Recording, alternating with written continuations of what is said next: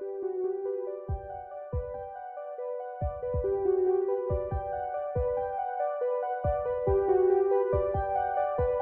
and welcome to another 2-Minute Tuesday, where each week we bring you a different tech tip so that you can get back to doing what's important. Now, this video that we're recording today on Tuesday, October 9th, is not the original video that I had in mind, but because there have been some questions recently, today we're going to look at narrative grades in the Area's Gradebook. Now, to do that, we're going to go into the Gradebook, and I'm already there, so we will get started, and I've created a class for us to play around in. To get into narrative grades, we need to go to Manage Gradebook. We'll go to the Narrative Grades tab. Now, let me just explain a couple of reasons that you might do this. So if you were going to use narrative grades, maybe you don't want to put 99 or 98 or 75. You just want to give the kids, you want to show them they got an A, or they want to show them they got a B, and then we can coordinate the percentages accordingly. You can do that using narrative grades. If you want to do pass-fail, you can use narrative grades.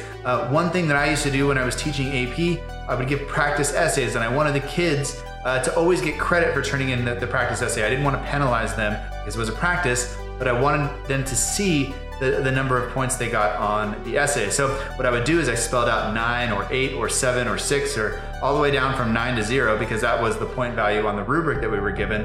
But I coordinated all of those to mean that they got 100%. And then I also just had one for that they didn't turn in. They didn't do the assignment, and that had a different point value assigned to it. So we can do that so that when their parents saw their grade, they would see, oh, you only got a 4 out of 9 on the essay. We can do a little better. We can try to get that thesis point or whatever it is, but they were getting full credit in the gradebook. They weren't being penalized for that. So that's how I used it, but I'll show you how to set it up, and you can use it kind of however you feel is best. And if you have some interesting kind of idea, please let me know so we can share it with others, because that's kind of what we're supposed to do. So let's go into the narrative grades here. We can see that they've already given us some, potentially. I'm going to go ahead and remove those. Now, if I had used these at all in my gradebook, I could not, I can't remove them. It will mess up the gradebook. But now we're going to add a new set, so we'll do that. We're just going to go pass-fail for today. I'm not going to give it a description, and I'm going to hit save. It's going to default to all of these, just the normal kind of things, and we can see down here that the P is down there and all that stuff. But what I'm going to do is I'm going to delete all of these, so we'll be back in a second. So now that they're all gone, we're going to go in and we're going to take a look at how to add this. So we're going to hit add mark. I'm just going to put P, and I'm going to assign it a score of 100%. I'm going to hit add mark again. Fail, give that a mark of 50%. I'm going to hit save changes. And once that's saved, we'll take a look at what that does. I'll go and I'll add an assignment now. We'll just call it the test assignment.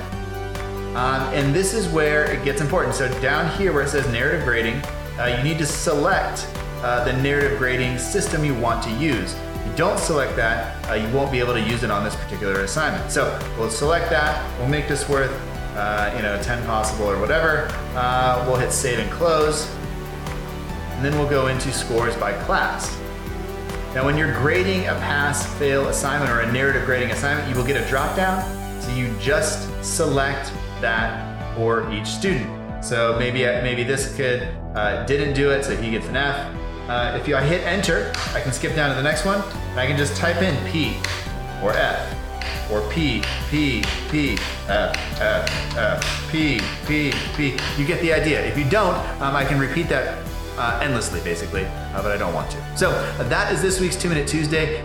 Hopefully you found that helpful. Let me know what you think about narrative grades.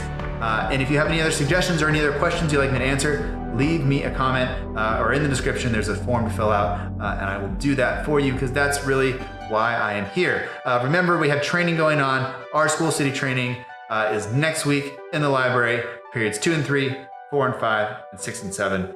Let me know if you want to go, and we'll get you in there. That's it. Until next time, thank you very much.